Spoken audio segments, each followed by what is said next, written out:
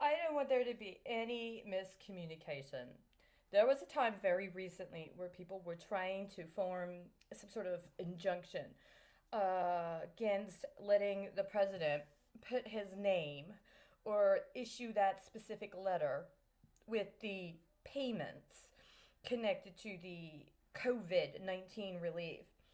And I understood that's because, for no other reason than the fact that it was dated for April 15th. And if you understood the federal budget cycle process, April 18th is the day that the White House submits its first budget to Congress for review. And then there's another very important deadline that comes up in 13 days. And then there's another one on August 15th, which is when the final White House budget is due. And it is supposed to be incorporated or acclimated to be put into effect via the federal budget. And I understood that when the Speaker of the House did her thing where she was like marching through and she was dressed like, you remember that movie? What was her name? Where she's like the gunslinger and her father got shot. Actually, when she was a little girl, she had to take the gun and she had to shoot her father who was hanging from a noose. She had to shoot the noose. She was supposed to be able, first time she ever picked up a gun, to be able to hit with that bullet the rope so that it would cut the noose so her father wouldn't end up dying. But she's a little girl, she's never held a gun before. And so she's trying to shoot her father down. And her father ended up dying. And it made her very angry. So later, this sadistic man decides he's going to have some sort of gunslinger competition in the Old West town. And she signs up. And by this time, she's practiced with her guns. And she's very, very good. And she meets this other guy, and they're supposed to be competing against each other. And then there's some blood packet, I think, right? You remember the blood packet part? Um, and, she ends up attempting to try to avenge her father. Well, I just thought that, like, that's what the speaker was invoking when she had her nice white suit on, completely 100% white, and she had on her little face mask. Remember? Her little bandito.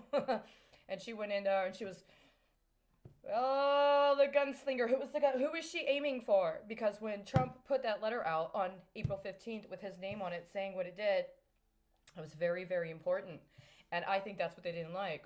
See, in some level, in this little gamesmanship, like spectacle that they've made, Nancy Pelosi is like the Speaker of the House, and she's leading this campaign against the tyranny of Donald Trump. And so, when everybody completely abrogated whatever their responsibilities were otherwise to the federal budget process and the appropriations process, and the tit for tat between whether or not Congress is going to acknowledge Donald Trump as president and whether or not Donald Trump is actually going to do what he's supposed to do as chief executive in order to work with the future of the country past his presidency. Uh, all of a sudden we get COVID-19. All of a sudden everything gets collapsed under COVID. All of a sudden it has to be passed through. Only goodness knows who actually read it. And then in the course of it getting passed through, the entire federal budget, process right now has been completely thrown asunder.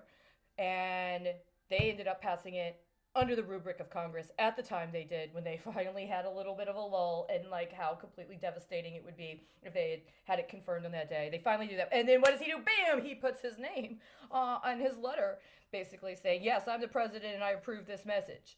Except Congress didn't like that, right? And so there was that kind of turmoil. And now where are we? Because technically, I understand this is like day 2 of Congress being in like breach of process. And what they're trying to do, it seems, is float this month. They want to float this month until they vote on the student debt forgiveness. And the problem with the student debt forgiveness, I understand, especially now, is that they want to absorb that student debt into the federal government, say they'll forgive it, but they're not really going to forgive it. What they're going to do is they're going to recharacterize that federal student loan debt different than the way that they would categorize stuff with COVID. And so the thing is, you're supposed to believe it's gone. It's gone. You don't have responsibility for it anymore. But there apparently are a group of people in the financial sector who already have practice with what it means to be able to acquire forgiven debt, or debt that's been written off, or not even just written off or even forgiven, right? Because you got to deal with it just being disappeared. And so when something's disappeared, if it's dead, that's one thing. But if it's not dead and it's still alive and you're still connected to it in some manner because it hasn't died. And it's yet somewhere out in the desert screaming. Or it's somewhere every once in a while trying to get away and it gets out of the house, but then all of a sudden, baff, we got you, we put you back in the pen. And so every once in a while you might hear someone, you're like, wait, is that the person that was disappeared? Is that the person that was disappeared screaming? What are they saying? Now I'm hallucinating. But that goes on for years and years and years. And every time you try to get something new, or you try to do something new, or you try to start something, you've got this little ghost. And you're like, oh, it's that dead person, but we never got to say our blessings. We never got to actually lay it down because we never got confirmation it was dead. They just told us it was forgiven. They were gone. We should just move on. You would hate it if that debt showed up later. Like, I don't know, in a rollover lawsuit, right? Or a allegation of a recirculation of accusations of money laundering. That should have been put down 20 years ago, right? And so Congress wants to basically black ops the country on one account, and then they want what their actual good stuff is to be that debt that they forgive. You were bad.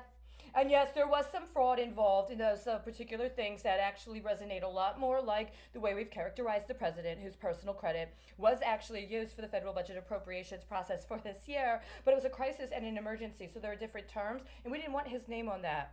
We wanted his name on this.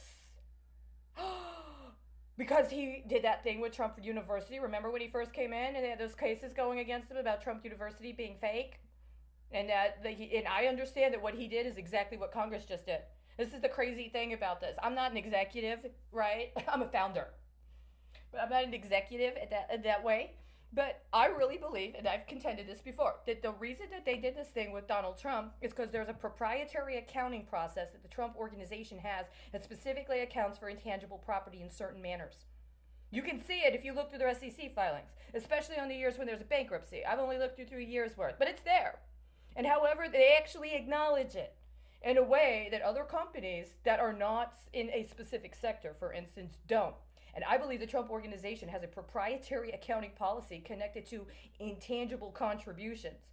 And it's one of those things that Congress wants, but they don't want to do it a certain way because it's a private proprietary process. If you want to get it, you probably have to work with him and his people to buy it or to be some other kind of investor in the brand.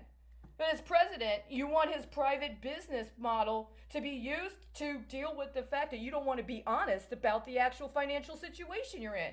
Well, unfortunately, I said this before, Donald Trump's a Vegas man. He's got, and somebody, I think, really misrepresented what it meant that he had business interests in Vegas. And that's where we're at right now. That's where we're at right now.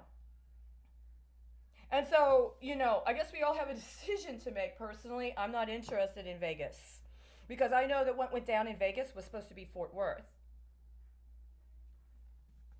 Right? So now we're in this really, really crazy situation in that regard. And, I'm just gonna kind of keep it on the low here. I'm just gonna, do what I'm doing. And, I hope that everybody else enjoys whatever comes up. I don't know what's going to happen in June. We got 13 days before Congress is supposed to respond to what the president was supposed to have done in April. But Congress did what the president was supposed to be doing in April. So are they waiting for the president to respond? And is he building up his response right now? Did they just flip it?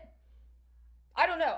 I mean, on one hand, it's like a real kind of melodrama, except we're literally talking about the future of not only this country, but the stability of the planet at stake. And nobody's actually being honest or forthright about what's going on.